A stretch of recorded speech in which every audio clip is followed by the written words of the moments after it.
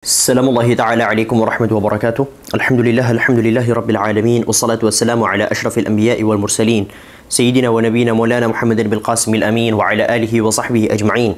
Subhanaka la ilma lana illa ma 'allamtana innaka antal alimul hakim. Qala al mu'allif rahimahullahu ta'ala wa nafa'na bihi wa bi'ulumihi fid dharain amin. Awwalu man aslama minas sahabah. Yang pertama kali masuk Islam dari kalangan sahabat. Setelah kita kemarin ngomongin tentang sahabat itu siapa berdasarkan perspektif jumhur ulama dari kalangan muhadditsin dan dari kalangan usuliyin. Kemudian setelah itu kita membahas tentang keadilan para sahabat, bahwasanya para sahabat itu terlepas dari berbagai macam dosa yang mereka lakukan. Sahabat tidak maksum, sahabat itu juga punya dosa. Terlepas dari dosa yang mereka punya, mereka adalah sekumpulan manusia-manusia mulia yang adil. Nah, sekarang kita akan membahas tentang beberapa hal yang berkenaan dengan sahabat. Yaitu yang pertama yang akan kita bahas adalah siapa yang pertama kali masuk Islam dari kalangan sahabat. Waqtalafa as-salafu fi awwalihim islaman. Ulama-ulama salaf itu siapa? Salaf itu generasi awal, generasi terdahulu umat Islam. Meliputi sahabat, tabi'in, tabi'in. Nah, itu generasi salaf. Adapun setelah itu tidak disebut sebagai salaf, tapi disebut sebagai khalaf. Nah, kita ini adalah khalaf. Nah, generasi setelah salaf. Waqtalafa as-salafu, orang-orang salaf itu berbeda pendapat perihal siapa di antara para sahabat itu yang pertama kali masuk Islam. Qila Abu Bakar. Sebagian para salaf menyebut Abu Bakar. Wa qila Ali. Sebagian menyebutkan, kenapa Abu Bakar dianggap begitu? Karena Abu Bakar adalah bahasa gaulnya ya. Itu adalah bestinya Rasulullah sallallahu alaihi wasallam. Teman dekatnya Rasulullah sallallahu alaihi wasallam. Dan Rasulullah sallallahu alaihi wasallam itu sebelum syariat Islam, sebelum mendapatkan wahyu, sebelum berjumpa dengan malaikat Jibril, teman dekatnya Rasulullah itu Sayyidina Abu Bakar. Makanya ada sebagian sahabat yang menyebutkan Abu Bakar yang pertama kali masuk Islam. Dan disebutkan juga Sayyidina Ali. Kenapa? Karena Sayyidina Ali ini adalah sepupu Rasulullah sekaligus anak didik Rasulullah. Karena dari kecil waktu itu, dari kecil sudah bersama dengan Rasulullah sallallahu alaihi wasallam. Sehingga disebutkan, oh, ini anak kecil ini yang pertama kali masuk Islam. Wa qila Zaid bin Harithah, dan disebutkan pula ia adalah Zaid bin Harithah. Ini merupakan maula yang disebut-sebut sebagai anak tiri Rasulullah. Sampai-sampai Sayyidina Zaid bin Harithah ini saking dekatnya dengan Rasulullah disebutkan sebagai Zaid bin Muhammad. Zaid anaknya Muhammad. Awalnya nama bapaknya yang asli itu adalah Zaid bin Harithah. Ini nih nama ayahnya yang asli. Jadi awal-awal saking dekatnya dengan Rasulullah ya, sampai-sampai dia disebut sebagai Zaid ibn Muhammad. Zaid sebelum syariat pelarangan menyandarkan nama terhadap selain nama ayahnya itu dilarang ya. Jadi sedangkan hingga akhirnya syariat Islam satu persatu turun. Dan salah satu yang turun adalah larangan untuk menyandarkan diri kita kepada selain nama bapak kita. Makanya anak tiri itu tetap harus disandarkan kepada ayahnya. Dan di dalam Islam memang demikian. Islam itu sangat-sangat perhatian terhadap genealogi nasab. Bahkan disebutkan di dalam hadis, "Man intasaba ila ghairi abihi falyatabawwa maq'adahu minan nar." Barang siapa yang menyandarkan dirinya ya kepada selain daripada ayahandanya, maka siap-siaplah tempat duduk dari neraka. Ini menunjukkan bahwasanya kita harus real. Gak boleh kita gak ngakuin bapak. Mau bapaknya jelek, mau bapaknya bukan jelek fisik, maksudnya perbuatan. Mau bapaknya ini fasik, jelek, punya pengaruh buruk, dibenci-benci sama sak dunyo, tetap bapak kamu ya bapak kamu. Itu adalah bapak kamu. Kamu tidak bisa menolak fakta yang ada. Ini nasihat juga kepada teman-teman sekalian. Bahkan sahabat Rasulullah sallallahu alaihi wasallam yang merupakan salah satu sahabat yang terbaik, salah satu sahabat yang mulia, Ikrimah. Itu tetap namanya Ikrimah ibn Abi Jahal. Anaknya Abu Jahal. Anaknya Abu Jahal aja namanya tetap disandarkan kepada ayahnya. Waqilah, dan disebutkan juga As-Sayyidatu Khadijah, Ibunda Khadijah. Kenapa? Karena Ibunda Khadijah adalah perempuan yang sangat dekat dengan Rasulullah, satu rumah dengan Rasulullah, istri beliau radhiyallahu anha. Semoga Allah, ya Allah, ini Ibunda Khadijah indah sekali, perempuan terbaik sepanjang masa. Ibunda Khadijah radhiyallahu anha ini yang terdekat dengan Rasulullah sallallahu alaihi wasallam. Bahkan teman-teman sudah tahu cerita sendiri ketika wahyu pertama kali turun, Rasulullah langsung masuk ke rumahnya terus minta diselimutin ke Ibunda Khadijah. Safe place-nya Rasulullah Ibunda Khadijah. Sebelum cerita-cerita ke orang ke Ibunda Khadijah. Makanya sebagian dari guru kami itu menguatkan pendapat yang menyatakan yang pertama kali masuk Islam itu Ibunda Khadijah. Karena Rasulullah tidak akan bercerita kepada siapapun terlebih dahulu kecuali bercerita kepada Ibunda Khadijah. Waqilah, dan disebutkan juga Bilalun radhiyallahu anhum, dan disebutkan juga Sidina Bilal. Semoga Allah meridai semua para sahabat itu. Aduh. Qala Ibnu Salah,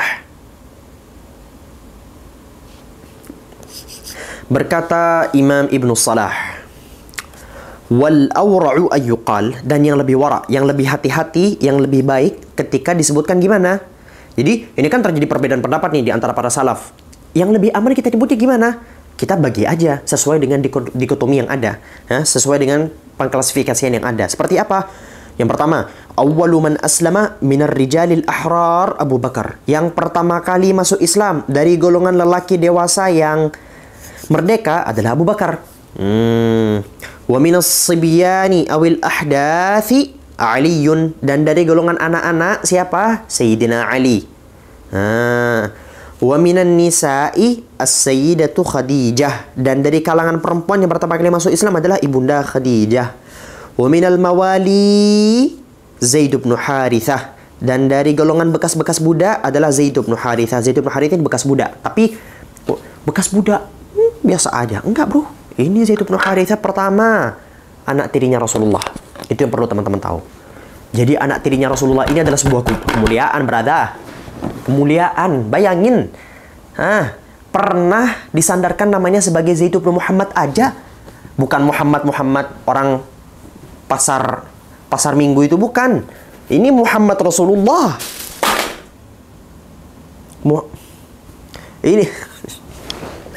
Ini Muhammad Rasulullah sallallahu alaihi wasallam. Pernah disandarkan namanya kepada. Dan sebagai satu-satunya manusia selain para nabi, satu-satunya sahabat bisa saya sebut, satu-satunya sahabat yang benar, satu-satunya sahabat yang disebutkan namanya secara eksplisit di dalam Al-Quran. Buka surat Al-Ahzab. Falamma qada Zaidun minha wathara. Satu-satunya sahabat yang disebutkan secara eksplisit di dalam Al-Quran. Sedangkan yang lain, sahabat yang lain, bahkan Abu Bakar aja tidak disebutkan namanya secara eksplisit. Ya tentu saja Abu Bakar ini lebih mulia dibandingkan Sayyidina Zaid.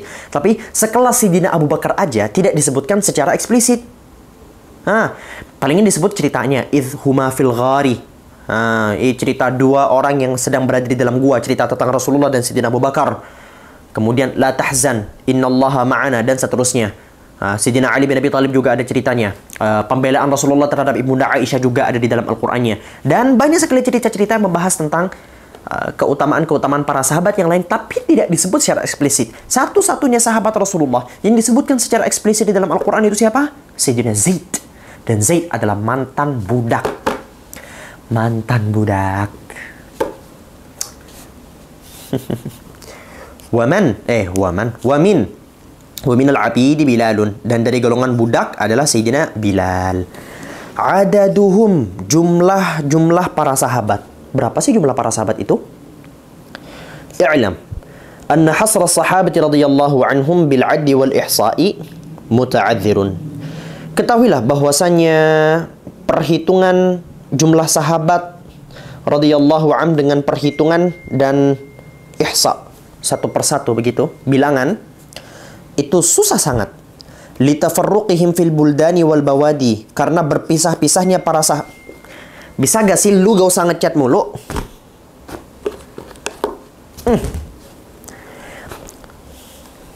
Litafarruqihim, karena berpisah-pisahnya para sahabat fil buldani, di negara-negara yang berbeda, wal bawadi, dan di